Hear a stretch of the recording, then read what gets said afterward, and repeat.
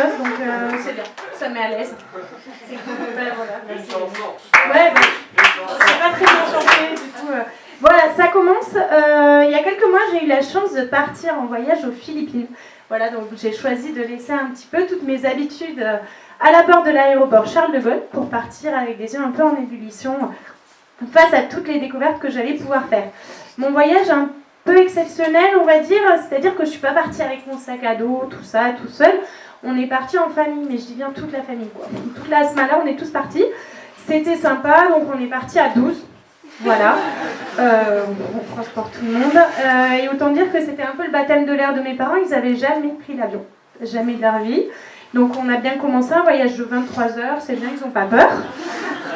Comment leur expliquer qu'il ne faut pas déménager quand on part en voyage? Ils ont une valise de 30 kg, moi 7 kg, où est le problème? Et puis il y a aussi l'histoire du petit sac de lavande dans le sac de ma maman, quoi. Mais maman, à quoi ça va servir? Ça me rappelle la France, on part que 3 semaines. Ne vous inquiétez pas, il n'y a pas de souci, ça va revenir. Donc voilà, le premier vol, ce qui est sympa, c'est qu'on a un peu échangé les rôles. Nous, on était un peu les parents, un petit peu attentionnés et émoustillés un petit peu par leur réaction. Et eux, c'était les enfants qui étaient prêts, voilà, les yeux grands ouverts face à toutes les découvertes qu'ils allaient pouvoir faire.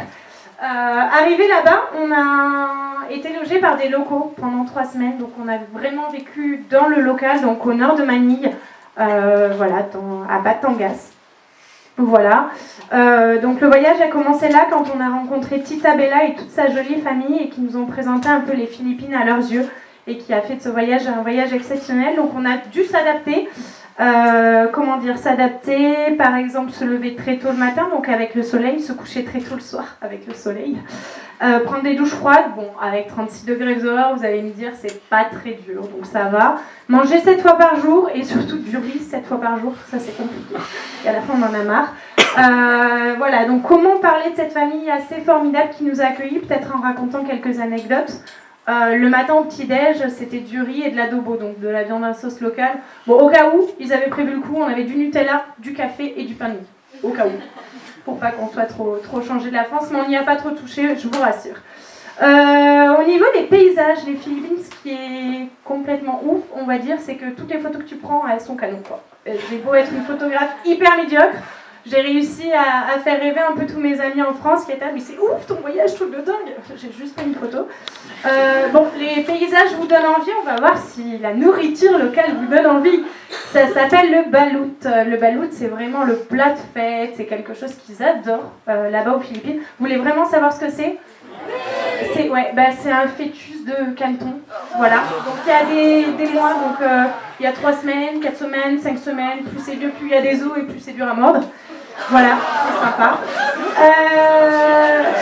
Les Philippines, ça m'a énormément touchée par leur générosité et leur manière d'être. C'est dingue, c'est un pays qui a rien, qui sont hyper pauvres et pourtant les gens sourient partout, tout le temps.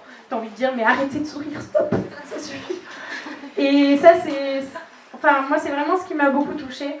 Au niveau des transports, il y a 3 types de transports. Les bancas, les tricycles et les jeepneys. L'avantage, c'est que chez eux, les enfants sur les toits, plus on est de fous, plus on rit. Et puis on met tout dedans, hein, les cochons, les poissons, on mélange tout, la paille, hop hop hop.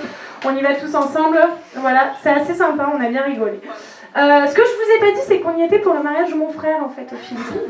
Voilà, donc c'est un mariage un peu de rêve sur la plage, pieds nus, et puis on a des bières pendant la cérémonie si jamais on a un petit peu soif. C'est un peu chiant, on va dire, à l'américaine, parce que t'as 5 heures de photos. 5 heures de photos, c'est un peu long, quelquefois. Le principal, c'est qu'ils ont passé un très beau moment.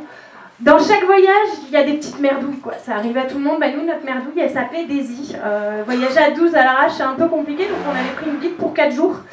Mais bon, au bout de 2 jours, malheureusement, elle était en arrêt maladie, on n'a pas compris pourquoi. Et puis on a une chambre à son nom, donc on a bien rigolé. C'est l'avantage. Voici la fin du voyage. C'est le moment du retour. Ce voyage a duré que 3 semaines, mais on a l'impression d'avoir vécu des mois là-bas. J'espère qu'on les reverra, qu'on repartira là-bas ou qu'ils viendront en France et que nous, on pourra leur faire découvrir aussi tout ce qu'ils nous ont pu nous faire découvrir avec leurs yeux de locaux. Ça a été très difficile de partir, tant pour nous que pour eux. Mais si je dois dire les Philippines en 2 grands mots, c'est le bonheur. C'est des sourires partout. 99% des gens sourient aux Philippines. Si on faisait ça à Paris, eh ben, la vie serait moins triste. Et puis les mangues aussi. Bon, les fruits frais, faut dire, là-bas, c'est un peu la vie. Donc en moyenne, on était à 30 mangues par jour, toute la famille. Donc on faisait vivre l'économie locale. Donc c'est génial. À mon retour, c'est pas que des souvenirs que j'ai ramenés à mes amis et ma famille. Enfin, mes amis plutôt, parce que ma famille était avec moi. Mais j'ai ramené également des produits locaux. Et c'est avec mes amis bordelais, hein, que j'ai réussi à faire des plats locaux pour leur faire découvrir non pas que mes souvenirs dans la tête, mais aussi des souvenirs gustatifs. Vous devez vous demander ce que mes parents ont pensé du voyage. Ben écoutez, mon père se balade de fauteuil en fauteuil, il en a marre d'être en France, et puis ma mère regarde les vols tous les soirs. Voilà, c'est assez sympa. Ils ont adoré leur voyage, et comme quoi il n'y a pas d'âge pour voyager. Et puis les voyages, c'est un peu comme la drogue, on le sait tous en mieux. Quand on commence, on ne peut plus s'arrêter. Voilà. Donc ça, c'était ma deuxième conclusion. Et la dernière conclusion que j'ai à vous dire, c'est vraiment, quand vous voyagez, voyez votre voyage avec vos yeux d'enfant et vivez chaque instant comme si c'était un instant exceptionnel, tant dans vos voyages que dans vos vies quotidiennes, parce que c'est dur de prendre des risques, de sortir de sa zone de confort, mais ça fait tellement de bien.